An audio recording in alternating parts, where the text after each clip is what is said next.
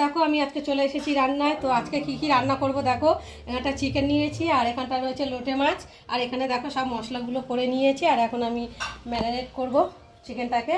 তো প্রথমে আমি দেবো দেখো আদা বাটা, জিরে বাটা, রসুন বাটা, আর দেব হলুদ 2 চামচ, আর দেব লঙ্কার গুঁড়ো, আর দেব লঙ্কা লঙ্কা না নুন, আর দেবো টক দই 3 চামচ মতো টক দই দিলাম। দিয়ে মাংসটাকে ভালো করে মাখিয়ে নেব।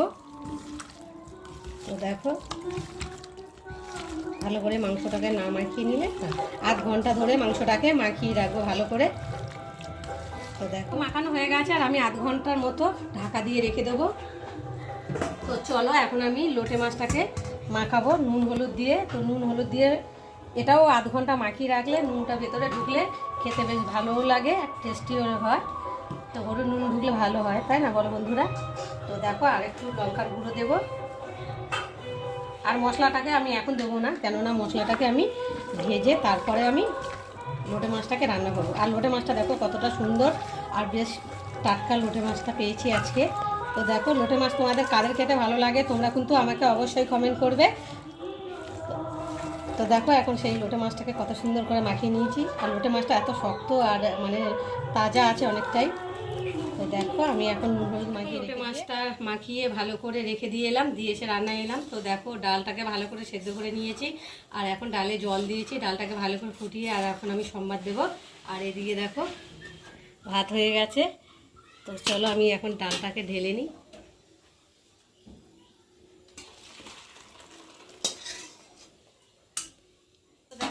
ফোড়নটা ভাজা হয়ে গেছে, আর এখন আমি ডালটা দিয়ে ভালো করে ফুটিয়ে নেব। চলো একটু দেখো ডাল লাগানো হয়ে গেছে, আর এখন আমি পেঁয়াজগুলো দিয়ে ভালো করে ভেজে নেব।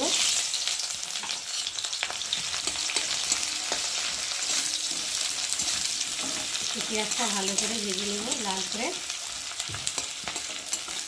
তো দেখো পেঁয়াজটা ভাজা হয়ে গেছে, আর এখন আমি আলুগুলো দিয়ে ভালো করে ভেজে নেব।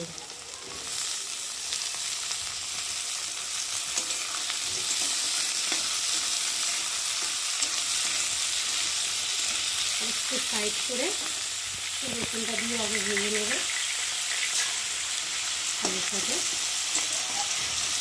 চলো এখন ভেজে নিই। আলুগুলো ভালো করে ভেজে নিয়েছি, আর এখন আমি মশলা দেবো। এই যে কটা কাঁচা লঙ্কা দেবো, আর এখানটা আদা বাটা জিরে বাটা দিয়েছি, আগে তো রসুন দিয়েছি। আর এখন দেবো অল্প করে নুন, মাছটা নুন দিয়ে মাখিয়ে রেখেছিলাম, আর অল্প করে একটু হলুদ দেবো, দিয়ে মশলাটাকে ভালো করে ভেজে নেব।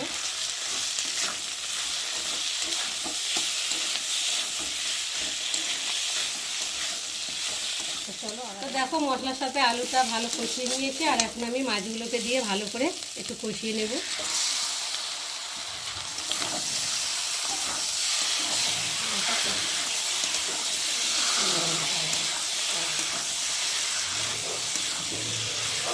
আর জলও দেবো না, কেননা একটু জল আছে, ওই জন্য একটু গামলাটা দিয়ে জল দেবো অল্প করে।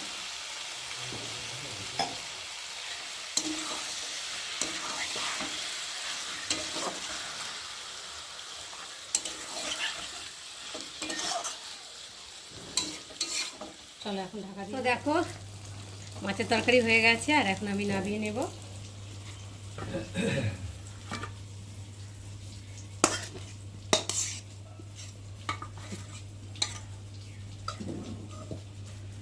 তো বন্ধুরা আমার রান্না হয়ে গেছে। তো চলো আজকে কি রান্না করেছি দেখতে পাচ্ছ, পাতলা করে মুসুরির ডাল, আর এখানটা রয়েছে লোটে মাছের তরকারি,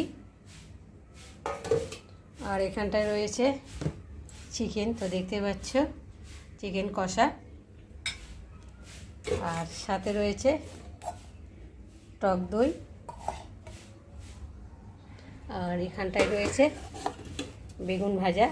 তো আজকে তো বন্ধুরা চলে এলাম ভাত বাড়তে। তো দেখো এখন বাজে 2টো, আর আজকে আমাদের খুব সকাল সকাল রান্না হয়ে গেছে, কারণ আমাদের একজন অতিথি এসেছিলো। তো সকালবেলা খাওয়া দাওয়া করবে এখানে, খেয়ে আরেক জায়গায় যাবে, তার জন্যে তো সকাল সকাল খুব রান্না করে ফেলেছি। আর সকালবেলা আমি 7টার সময় বাজারে চলে গেছি আজকে, ভীষণ তাড়াতাড়ি ভাত দিতে হবে, উনি যাবে খেয়ে আবার। তো তো একটা ডাক্তার দেখাতে এসেছিলো, ডাক্তার দেখিয়ে তারপর বাড়ি যাবে। তো আমাদের এখানে দুপুরবেলা খাওয়া দাওয়া করবে বলে ওই জন্য রান্নাবান্না করেছি। দেখতে পাচ্ছ কত রকমের রান্নাবান্না করেছি, তোমাদের সাথে শেয়ার করেছি। আর এখন দেখো ভাত বাঁধবো। এখন আমাদের অতিথি খেয়ে দিয়ে চলে গেছে, আর এখন আমরা খেতে বসছি। আর এই যে ভাত বাড়ছি। আর তোমাদের দাদাভাই বাড়িতে রয়েছে আজকে। তোমার দাদাভাই এখনও চান করেনি, বাড়ি একটু পরিষ্কার করছিল, মানে ঘাস ফাঁস হয়ে আছে তো অনেকটাই, মানে দুদিন ছাড়া ছাড়া পরিষ্কার করে, তবুও ঘাস, ভীষণ ঘাস হয়ে যায়। তো পরিষ্কার করছিল করে ঠরে, আর এখন চানে গেছে। আর এখন আমি বলি ভাত বাড়ি। ও তো ভীষণ খিদে পেয়েছে, সকাল থেকে অল্প খেয়েছি, মানে খাইনি তা বলে ভুল, একটা রুটি আর একটু সুজি করেছিলাম, তো সেটাই খাওয়া হয়েছে। তোমার দাদাভাই বাড়ি থাকলেই একটু না একটু টিফিন হয় সকালবেলা, মানে তখন ইচ্ছা হয় টিফিন করি।